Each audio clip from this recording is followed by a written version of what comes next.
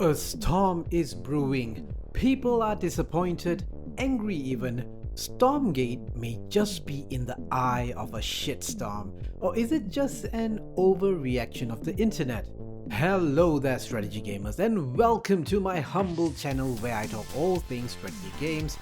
Stormgate has had a pretty rough launch into early access in 2024, and they have always found some way to cause some controversy here and there, like how players felt they were misled when Frost Giant Studios said in their Kickstarter they are looking to fully fund the game to launch, but later found out they meant to launch in early access and not a full release.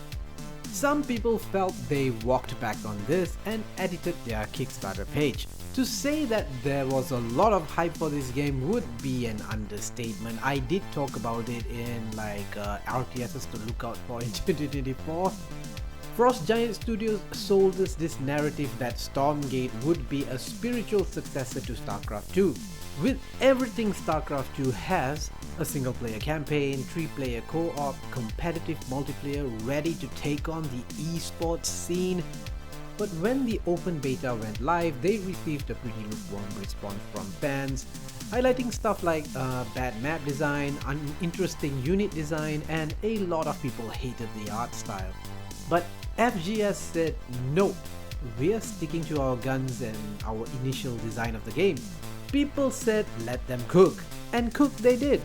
More like boil at a very slow pace, despite having fundings in the millions.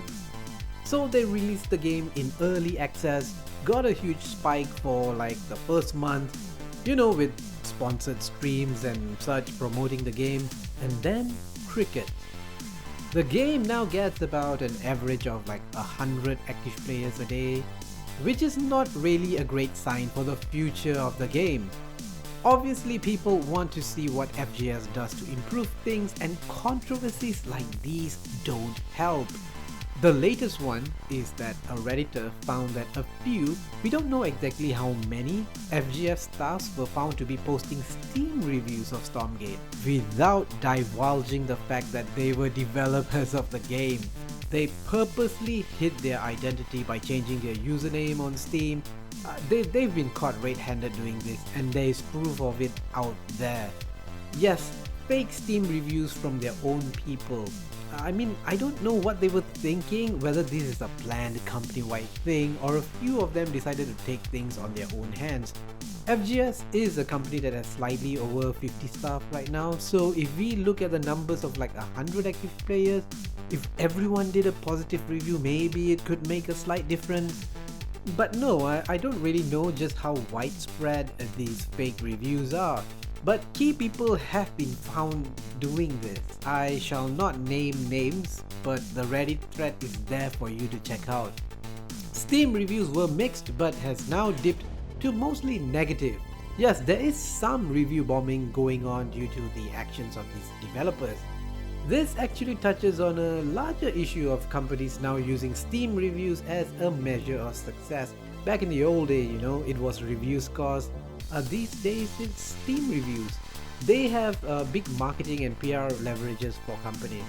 So yes, some developers might do some hanky-panky to artificially manipulate things. But to be honest though, what we know of this incident is that they have not gone against the rules of Steam reviews. As what's listed by Valve is if they use multiple accounts to leave reviews, coercing users to leave reviews, or offering payment for reviews. So developers leaving reviews is not really against that, although it's odd though because clearly they are biased, as they have a vested interest on the game. Developers shouldn't review their own games on a review platform. It's weird, okay? And it's clearly a type of abuse, even if it might not actually be effective. Maybe Valve needs to reconsider this and make what is abuse and manipulation of Steam reviews a bit more clearer in their terms of service. By the way, you can report Steam reviews you think are trying to manipulate the system, so do that and let Valve know if you find any suspicious reviews. Frost Giant Studios has responded on Discord about this and stated that they are working on a more comprehensive policy about this. They say that a few well-intentioned team members decided to use their own personal Steam accounts to review the game. I mean, why did they ever need to do that in the first place? And using personal accounts, isn't that an argument for abusing the Steam review policy? Maybe, you know? Fact is, FGS has been terrible with how they handle these PR blunders. From one controversy to another, they have eroded the trust of their player base and what little fans they have remaining. And this is a crying shame really, since I think the recent update about how they will be reworking the game from unit design, graphics to map design, I think is the right thing to do. They finally actually listened to the feedback they got instead of being defensive and ignoring them. That was a great step in the right direction. But it seems like they just can't stop themselves from taking one step forward to only then take another 2 steps back in these PR blunders, which are not even gameplay related.